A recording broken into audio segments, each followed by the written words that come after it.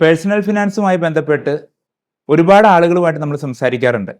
അപ്പോൾ നമ്മൾ കോമൺ ആയി നോട്ടീസ് ചെയ്ത ഒരു പ്രധാനപ്പെട്ട കാര്യം എന്ന് പറയുന്നത്, വലിയ രീതിയിൽ ഇൻവെസ്റ്റ്മെന്റുകൾ ചെയ്യുന്നവർ പോലും ഹെൽത്ത് ഇൻഷുറൻസ് എന്ന വളരെ അടിസ്ഥാനപരമായ ഒരു കാര്യത്തിൽ വലിയ അശ്രദ്ധരാണ് എന്നതാണ് ഏറ്റവും ദുഃഖകരമായൊരു സത്യം. ഈ കഴിഞ്ഞ 6 മാസത്തിനിടയിൽ എനിക്ക് പേഴ്സണലി അറിയാവുന്ന 2 കേസുകൾ ഞാൻ പറയാം. ഒന്ന്, വളരെ ലളിതമായ ഒരു രോഗം വന്ന്, ഒരു പനി വന്ന് ഹോസ്പിറ്റലിൽ അഡ്മിറ്റ് ആയതിന്റെ പേരിൽ മാത്രം 3.5 ലക്ഷം രൂപ ഹോസ്പിറ്റൽ ബില്ല് വന്ന ഒരു കേസ്. മറ്റൊരാൾ, അദ്ദേഹം എൻ്റെയൊക്കെ ചെറുപ്പത്തിൽ തന്നെ വലിയ രീതിയിൽ ഇന്ത്യയിലെ വലിയ സിറ്റികളിലൊക്കെ യാത്ര ചെയ്യുകയും വലിയ ബിസിനസ്സുകാരുമായിട്ടൊക്കെ നല്ല ബന്ധം ഉണ്ടായിരുന്ന കുറച്ച് അപ്ഡേറ്റഡ് ആയ ഒരു മനുഷ്യനായിരുന്നു. പക്ഷെ അദ്ദേഹത്തിന് വർഷങ്ങളായി ഹെൽത്ത് ഇൻഷുറൻസ് ഉണ്ട്. നാട്ടിലൊക്കെ വേറെ ആർക്കും ഹെൽത്ത് ഇൻഷുറൻസ് ഉണ്ടാകുന്നതിന് മുമ്പ് തന്നെ അദ്ദേഹത്തിന് ഹെൽത്ത് ഇൻഷുറൻസ് ഉള്ള ആളാണ്. എന്നിട്ട് കൂടി അദ്ദേഹത്തിന്റെ ഹെൽത്ത് ഇൻഷുറൻസ് കവറേജ് സഫീഷ്യന്റ് അല്ലാത്തത് കൊണ്ട് അദ്ദേഹത്തിന് ഒരു വലിയ രോഗം വന്നപ്പോൾ സഫീഷ്യന്റ് ആയ ചികിത്സാ സഹായം കിട്ടിയില്ല എന്ന ഒരു വലിയ ദുഃഖകരമായ ഒരു യാഥാർത്ഥ്യം നമുക്ക് മനസ്സിലാക്കുകയുണ്ടായി. അപ്പോൾ ഈ ഹെൽത്ത് ഇൻഷുറൻസ് എന്ന് പറയുന്നത് ഒരു കാരണവശാലും നമുക്കൊരു സെക്കൻഡ് ഓപ്ഷൻ ആക്കി മാറ്റാൻ പറ്റാത്ത അത്രയും ഇമ്പോർട്ടൻ്റ് ആണ്. വേറെ ഒന്നും ചെയ്തില്ലെങ്കിലും അടിസ്ഥാനപരമായി ഹെൽത്ത് ഇൻഷുറൻസ് എടുക്കുക എന്നത് അത്രത്തോളം ഇമ്പോർട്ടൻ്റ് ആണ്.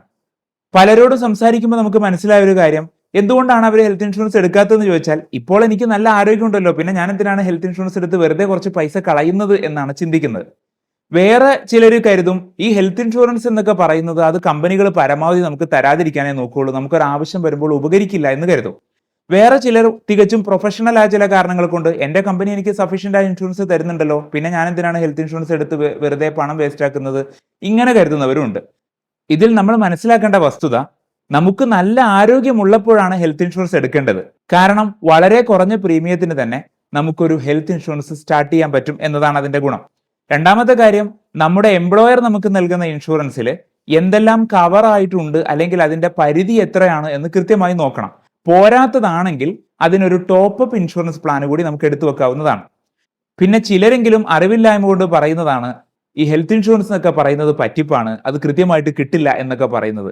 അത് നമ്മൾ കസ്റ്റമർ അല്ലെങ്കിൽ കൺസ്യൂമർ എന്ന നിലക്ക് നമ്മുടെ അധികാരങ്ങളെക്കുറിച്ച് കൃത്യമായ ധാരണ ഉണ്ടെങ്കിൽ തീർച്ചയായിട്ടും നമുക്ക് അത് വാങ്ങിയെടുക്കാൻ പറ്റും.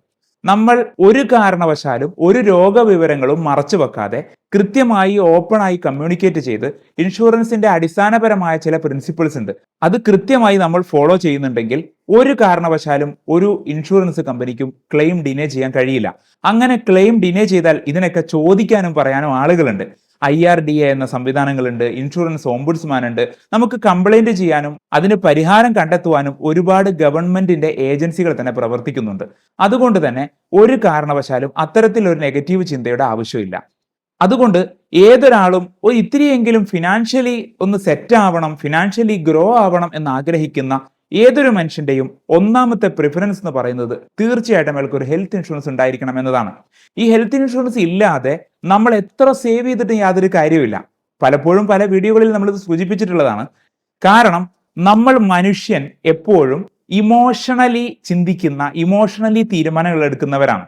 നമ്മൾ ചിലപ്പോൾ വളരെ കൃത്യമായി സിസ്റ്റമാറ്റിക്കായി ഇൻവെസ്റ്റ് ചെയ്യുന്നുണ്ട്, അല്ലെങ്കിൽ നല്ല സ്റ്റോക്കുകൾ നമ്മൾ ഹോൾഡ് ചെയ്യുന്നുണ്ട്.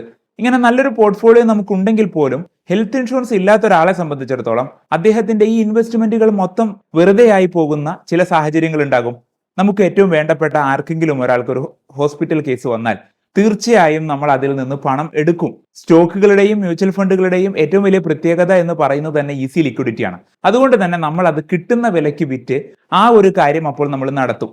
അതുകൊണ്ട് ഏതൊരു ഇൻവെസ്റ്റ്മെന്റുകളും സെക്യൂർ ആയിരിക്കണമെങ്കിൽ തീർച്ചയായും നമുക്കൊരു ഹെൽത്ത് ഇൻഷുറൻസ് പ്ലാൻ നിർബന്ധമായും ഉണ്ടായിരിക്കണം. അതുകൊണ്ട് ഞാൻ ചെറുപ്പക്കാരായ ആളുകളോടൊക്കെ പൊതുവിൽ പറയാറുള്ള ഒരു കാര്യം, മിനിമം ഒരു 3 lakhs എങ്കിലും ഇൻഷുറൻസ് വെച്ച് നമ്മൾ സ്റ്റാർട്ട് ചെയ്യൂ. എന്നിട്ട് പതുക്കെ നമ്മുടെ ഫാമിലിയൊക്കെ വലുതാവുന്ന അനുസരിച്ച് നമുക്ക് അതിന്റെ സം അഷ്വേർഡ് കൂട്ടിക്കൊണ്ട് വരാൻ പറ്റും.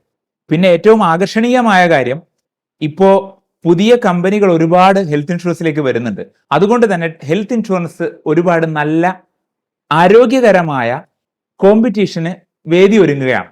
ഈ കോമ്പറ്റീഷൻ ഏറ്റവും കൂടുതൽ ഉപയോഗപ്പെടാൻ പോകുന്നത് നമ്മളെ പോലുള്ളവർക്കാണ്. കാരണം കമ്പനികളുടെ കോമ്പറ്റീഷനിലൂടെ അവർ പുതിയ പ്ലാനുകൾ പരിചയപ്പെടുത്തും.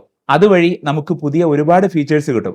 ഇപ്പോൾ തന്നെ അൺലിമിറ്റഡ് റീസ്റ്റോറേഷൻ, അതുപോലെ നമ്മൾ ക്ലെയിം ഉപയോഗിക്കാതിരുന്നാൽ അത് 100% നെക്സ്റ്റ് ഇയറിലേക്ക് അക്യുമുലേറ്റ് ആയി അങ്ങനെ അത് 10 ഇരട്ടി വരെയൊക്കെ കൊണ്ടുപോകാൻ പറ്റുന്ന ഒരുപാട് ഫീച്ചേഴ്സ് വിവിധ കമ്പനികൾ അവരുടെ വിവിധ പ്ലാനുകളിലൂടെ ഓഫർ ചെയ്യുന്നുണ്ട്. ഇതെല്ലാം നമുക്ക് നന്നായി ഉപയോഗപ്പെടുത്താൻ പറ്റും.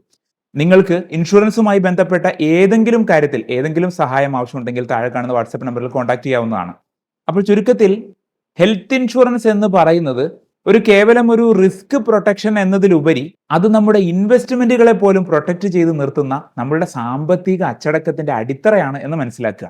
ഏറ്റവും സന്തോഷകരമായ ഒരു കാര്യം ഒരുപക്ഷെ നിങ്ങൾ അറിഞ്ഞിട്ടുണ്ടാകും, റീസെന്റ് നടന്ന GST അപ്ഡേറ്റിൽ 18% GST ഉണ്ടായിരുന്ന ഈ ഇൻഷുറൻസ് പോളിസികളുടെ GST പൂർണ്ണമായും ഗവൺമെന്റ് ഒഴിവാക്കിയിട്ടുണ്ട്. അതുകൊണ്ട് തന്നെ നമുക്ക് ഇപ്പോൾ ഇൻഷുറൻസ് പ്രീമിയം വളരെ ഗണ്യമായി തന്നെ കുറഞ്ഞിട്ടുണ്ട്. ഈ ഒരു അവസരം നന്നായി ഉപയോഗപ്പെടുത്തുക. ഇനി ഇതുവരെ ഇൻഷുറൻസ് എടുക്കാത്തവരോട് നമുക്ക് ഇൻഷുറൻസിനായുള്ള പണം എങ്ങനെ കണ്ടെത്താമെന്ന് വളരെ ലളിതമായ എല്ലാവർക്കും അറിയാവുന്ന ഒരു കാര്യമാണ്. എന്നാലും ഞാൻ അതുകൂടി ഒന്ന് പറയാം. ഇപ്പോൾ നമ്മളൊരു ഇൻഷുറൻസ് പോളിസി എടുക്കുമ്പോൾ സ്വാഭാവികമായിട്ടും ഒരുമിച്ച് ഒരു 18,000 അല്ലെങ്കിൽ 20,000 ഒന്നും അടയ്ക്കാൻ നമ്മുടെ കയ്യിൽ ഉണ്ടായിക്കോണമെന്നില്ല. ആ സമയത്ത് നമുക്കത് ഒരു ക്രെഡിറ്റ് കാർഡിൽ നിന്ന് പേയ്മെന്റ് ചെയ്യാം. ശരിക്കും പറഞ്ഞാൽ ഒരു നല്ല ശീലത്തിന് വേണ്ടി ഒരു കോസ്റ്റ് അധികം കൊടുക്കുന്നതിൽ ഒരു തെറ്റൊന്നും കാണുന്നില്ല. അല്ലാത്തിടത്തോളം നോ കോസ്റ്റ് EMI ഒഴികെയുള്ള EMIകൾ ക്രെഡിറ്റ് കാർഡിൽ ഇടാതിരിക്കുക. കാരണം അവിടെ വലിയ ഇൻട്രസ്റ്റ് നമ്മൾ കൊടുക്കേണ്ടി വരും. ഒറ്റ തവണ മാത്രം നമ്മളൊരു EMI ഇട്ടാലും കുഴപ്പമില്ല, നല്ലൊരു ശീലത്തിന് വേണ്ടിയാണല്ലോ. അങ്ങനെ നമ്മളൊരു ഇൻഷുറൻസ് പോളിസി സ്റ്റാർട്ട് ചെയ്തു. അത് 1 വർഷം അടച്ചു കഴിയുമ്പോഴേക്കും പിന്നീട് അത് നമ്മളുടെ ശീലമായി മാറണം. അതിനായി ഒരു ചെറിയ RDO അല്ലെങ്കിൽ ലിക്വിഡ് ഫണ്ടുകളിലേക്ക് ഒരു ചെറിയ SIPO നമ്മൾ സ്റ്റാർട്ട് ചെയ്ത് വെച്ചാൽ എല്ലാ മാസവും നമ്മളുടെ ചെലവിന്റെ ഭാഗമായി തന്നെ ഈ ഇൻഷുറൻസ് പ്രീമിയം അടയ്ക്കേണ്ട ആ ഒരു തുക നമ്മൾ സേവ് ചെയ്യണം. അങ്ങനെ സേവ് ചെയ്ത് ഇൻഷുറൻസ് പ്രീമിയം അടയ്ക്കേണ്ട സമയത്ത് അത് ലിക്വിഡേറ്റ് ചെയ്ത് ആ ഇൻഷുറൻസ് പ്രീമിയം അടയ്ക്കുമ്പോൾ നമുക്ക് യാതൊരു തരത്തിലുള്ള ബാധ്യതയുമില്ലാതെ ഇൻഷുറൻസ് പ്രീമിയം അടച്ച് സുന്ദരമായി മുന്നോട്ട് പോകാൻ പറ്റും. വർഷങ്ങളായി ഞാൻ വ്യക്തിപരമായി ഫോളോ ചെയ്യുന്ന വളരെ സിമ്പിൾ ആയ ഒരു മെത്തേഡാണിത്. അത് നിങ്ങൾക്ക് ചെയ്യാവുന്നതാണ്. അപ്പൊ ചുരുക്കത്തിൽ ഇൻഷുറൻസ് എന്നത് അത്രമേൽ ഇമ്പോർട്ടന്റ് ആണ്. ഇപ്പോൾ നമുക്ക് GST ഒഴിവായി കിട്ടിയത് കൊണ്ട് വളരെ നല്ലൊരു ഡിസ്കൗണ്ടിൽ തന്നെ ഇൻഷുറൻസ് പ്രീമിയം കിട്ടുന്നു എന്നത് വളരെ നല്ലൊരു കാര്യമാണ്.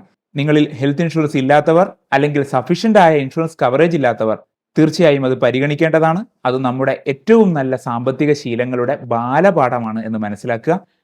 അതുപോലെ തന്നെ ഹെൽത്ത് ഇൻഷുറൻസ് ഓൾറെഡി ഉള്ളവര് അവരുടെ പോളിസി ഡോക്യുമെന്റ് ഒന്ന് എടുത്തിട്ട് അതൊന്ന് വായിച്ചു നോക്കണം.